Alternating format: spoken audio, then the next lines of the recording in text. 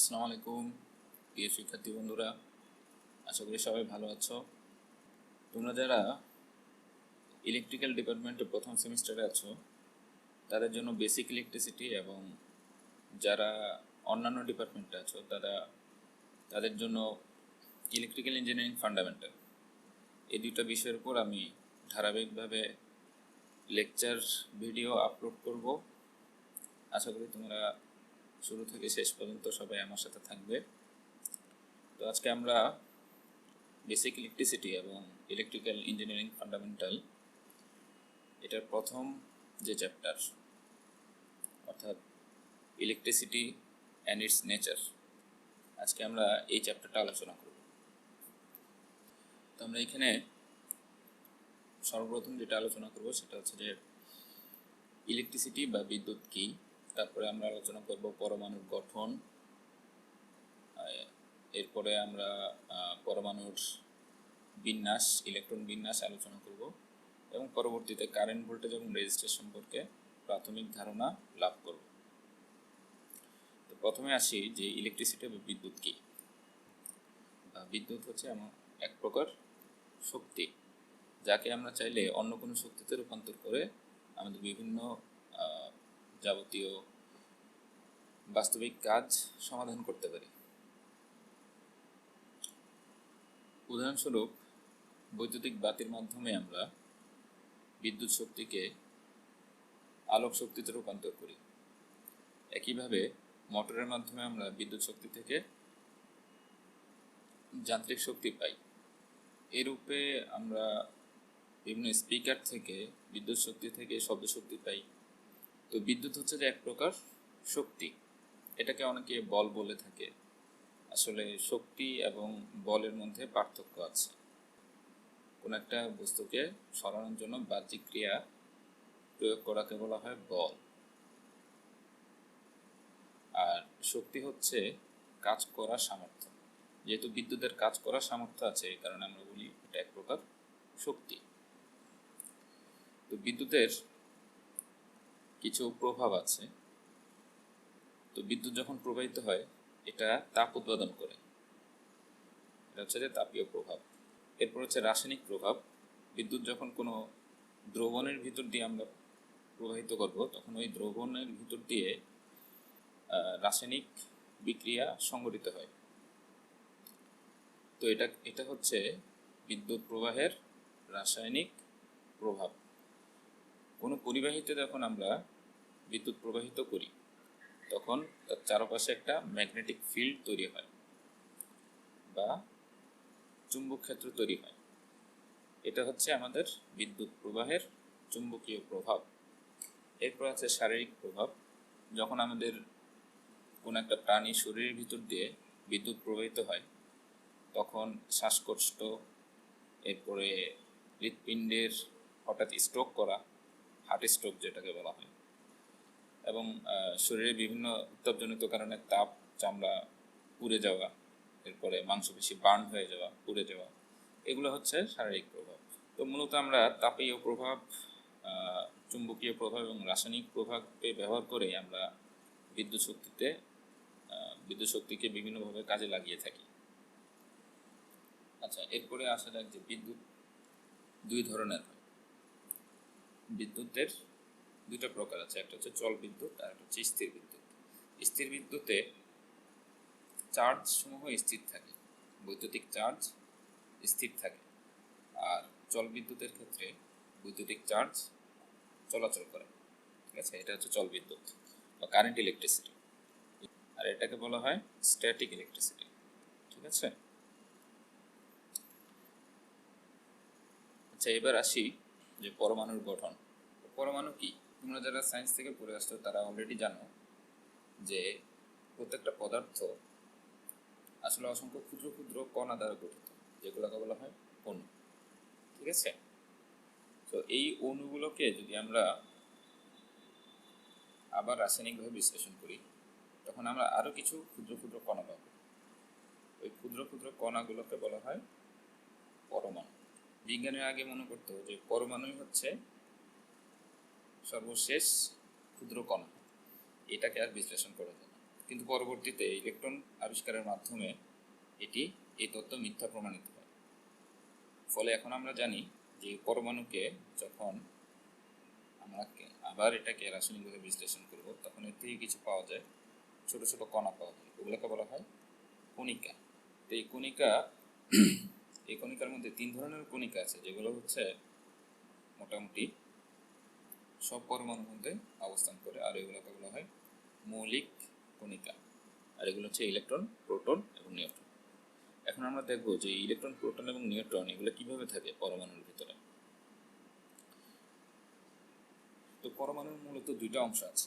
একটা হচ্ছে নিউক্লিয়াস, যেটা হচ্ছে পরমাণুর কেন্দ্র, আর নিউক্লিয়াসের বাহিরে কক্ষপথে, বিভিন্ন কক্ষপথে পরিভ্রমণরত ইলেকট্রন থাকে। এখানে একটা পরমাণুর মডেল দেখানো আছে।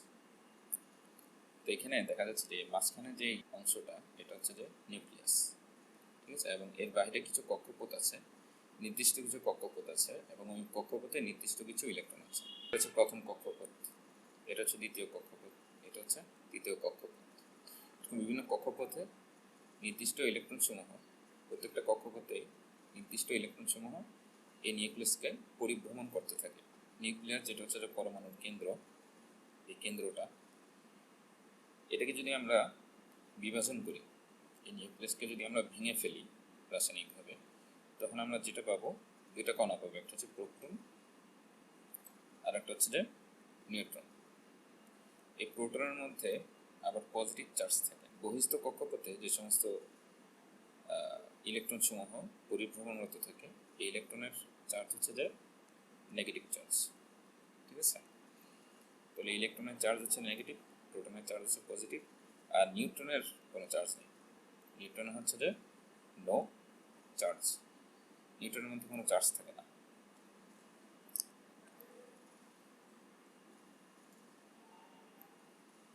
তাহলে আমরা বুঝতে পারলাম যে অ্যাটমের মধ্যে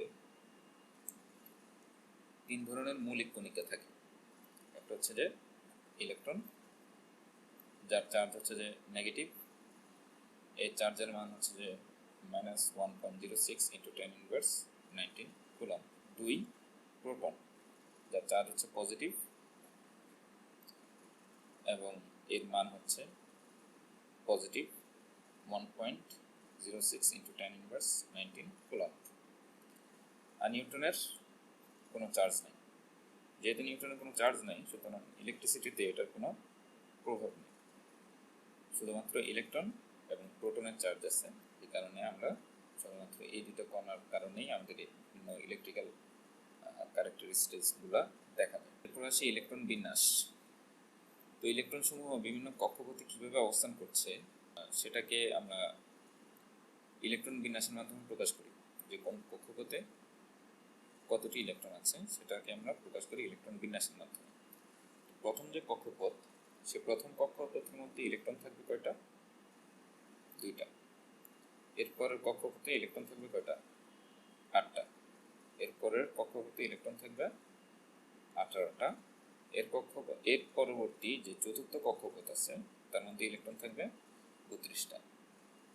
তো তোমাদের মাঝে মাঝে এরকম প্রশ্ন আসে যে বিভিন্ন পরমাণু, বিশেষ করে তামা বা কপার এবং অ্যালুমিনিয়াম, এই দুটো পরমাণুর ইলেকট্রন বিন্যাস আঁকতে বলে বা পরমাণুর গঠন আঁকতে বলে। তো সেটা আঁকার আগে এরকম ইলেকট্রন বিন্যাস করে নিতে হবে। তো ইলেকট্রন বিন্যাস আঁকার আগে আমাদের জানতে হবে যে পারমাণবিক সংখ্যা কী। পারমাণবিক সংখ্যা হচ্ছে যে নিউক্লিয়াসের মধ্যে যতগুলো প্রোটন থাকে, যে প্রোটন থাকে, ওই প্রোটন সংখ্যাই হলো পারমাণবিক সংখ্যা। তো তামার যে পারমাণবিক সংখ্যা, এই পারমাণবিক সংখ্যা হচ্ছে 29, মানে এই নিউক্লিয়াসে 29টা প্রোটন থাকে। তার মানে আমাদের যে এর বাহিরে যে কক্ষপথে বিভিন্ন ইলেকট্রন সমূহ আছে, তাদের মোট সংখ্যাও হবে কি প্রোটন সংখ্যার সমান, অর্থাৎ 29টা। এখন এটার পারমাণবিক বিন্যাস কেমন হবে? তাহলে এটার প্রথম কক্ষপথে 2টা ইলেকট্রন, দ্বিতীয় কক্ষপথে 8টা ইলেকট্রন, তাহলে কত হইল? 10টা ইলেকট্রন। তৃতীয় কক্ষপথে 18টা ইলেকট্রন। তাহলে আর কয়টা ইলেকট্রন বাকি আছে? আর একটা ইলেকট্রন বাকি আছে, সেটা থাকবে চতুর্থ কক্ষপথে। তাহলে আমাদের যে পরমাণুর গঠনটা যদি আঁকতে বলে, সেক্ষেত্রে যে আমরা, এটা হচ্ছে নিউক্লিয়াস, এই নিউক্লিয়াসের মধ্যে আমার কি আছে? 29টা প্রোটন আছে। এটা হচ্ছে প্রথম কক্ষপথ। এই কক্ষপথের মধ্যে 2টা ইলেকট্রন। দ্বিতীয় কক্ষপথ এটা। দ্বিতীয় কক্ষপথের মধ্যে কয়টা ইলেকট্রন আছে? 8টা ইলেকট্রন। ঠিক আছে, তো এখানে আমি 8টা ইলেকট্রন এঁকে দিয়েছি, যে 1টা 2টা 3টা 4 5 6 7 8, 8টা ইলেকট্রন। এর পরবর্তী কক্ষপথে, এই যে এই কক্ষপথে এখানে আছে 18টা ইলেকট্রন। ঠিক আছে, যে এখানে টোটাল 18টা ইলেকট্রন আছে, গুণে দেখতে পারো। এরপরে বাকি একটা ইলেকট্রন, এটা থাকবে চতুর্থ কক্ষপথে। চতুর্থ কক্ষপথে এই যে একটা ইলেকট্রন। তো আমরা জানি যে অ্যালুমিনিয়ামের পারমাণবিক সংখ্যা হচ্ছে 13। তবে এটার ইলেকট্রন বিন্যাস কেমন হবে? ইলেকট্রন বিন্যাস প্রথম কক্ষপথে 2টা, দ্বিতীয় কক্ষপথে 8টা, তারপরে আর বাকি থাকে কয়টা? 3টা না? 8 আর 2 10, আর বাকি থেকে 3টা। এটা থাকবে এই যে তৃতীয় কক্ষপথে। তাহলে ইলেকট্রন বিন্যাস হচ্ছে 2 8 3। তাহলে আমার পারমাণবিক গঠনটা কেমন হবে? এটা হচ্ছে আমার নিউক্লিয়াস। প্রথম কক্ষপথে থাকবে 2টা ইলেকট্রন। এর পরের কক্ষপথে থাকবে 8টা ইলেকট্রন। এরপরে বহিস্থ যে কক্ষপথ, বহিস্থ কক্ষপথে থাকবে 3টা ইলেকট্রন। ঠিক আছে, এটা হচ্ছে অ্যালুমিনিয়ামের পারমাণবিক গঠন। Al, এর প্রোটন সংখ্যা অর্থাৎ পারমাণবিক সংখ্যা হচ্ছে 13। আচ্ছা, এরপরে দেখি কারেন্ট কি। তো কারেন্ট হচ্ছে যে মূলত, যদি আমরা স্বাভাবিকভাবে বলতে চাই, হচ্ছে চার্জ প্রবাহের হার। চার্জ প্রবাহের হার, এটাকে বলা হয় কারেন্ট। এর একক হচ্ছে অ্যাম্পিয়ার। এরপরে হচ্ছে ভোল্টেজ। তো ভোল্টেজ কি? ভোল্টেজ হচ্ছে চার্জ প্রবাহের জন্য প্রযুক্ত চাপ। এটা হচ্ছে যে চাপকে বলা হয় ভোল্টেজ। চার্জ প্রবাহের জন্য প্রযুক্ত চাপকে বলা হয় ভোল্টেজ। আর রেজিস্ট্যান্স হচ্ছে চার্জ প্রবাহের বাধা। চার্জ প্রবাহের বাধাকে বলা হয় রেজিস্ট্যান্স। এর একক হচ্ছে ওহম। তাহলে কারেন্টের একক হচ্ছে অ্যাম্পিয়ার, ভোল্টেজের একক ভোল্ট, এটাকে সংক্ষেপে ভি লেখা হয়, আর অ্যাম্পিয়ারকে সংক্ষেপে এ লেখা হয়। আর রেজিস্ট্যান্সের একক হচ্ছে ওহম, এবং একে প্রকাশ করা হয় সংক্ষেপে ওমেগা দ্বারা। ঠিক আছে, তো আজকে এই পর্যন্তই। ধন্যবাদ সবাইকে ধৈর্য ধরে ভিডিওটা দেখার জন্য। ইনশাল্লাহ আমরা আগামী ভিডিওতে আবার দেখা হচ্ছে নতুন কোনো টপিক নিয়ে। সে পর্যন্ত সবাই ভালো থাকুন। Stay home, stay safe. আসসালামু আলাইকুম ওয়া রাহমাতুল্লাহি ওয়া বারাকাতুহু।